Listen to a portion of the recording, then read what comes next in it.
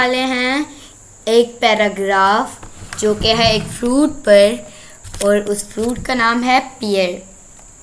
तो आज हम पियर का एक पैराग्राफ पढ़ेंगे।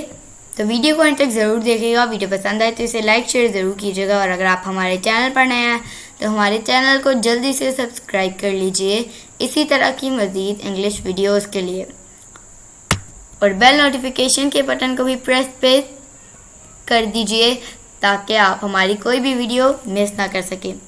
तो चलिए शुरू करते हैं। Hello everyone, my name is peer.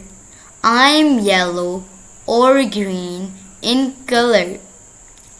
I look like an apple.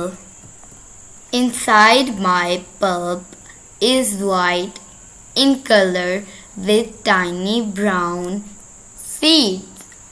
तो ये पढ़ा आज हमने पैराग्राफ, वो भी पियर के बारे में। तो अगर आपको ये वीडियो पसंद आई हो तो इसे लाइक शेयर ज़रूर कीजिएगा, और अगर आप हमारे चैनल पर नए हैं तो हमारे चैनल को जल्दी से सब्सक्राइब कर लीजिए और बेल नोटिफिकेशन के बटन को भी प्रेस कीजिए ताकि आप कोई भी वीडियो मिस ना कर सकें।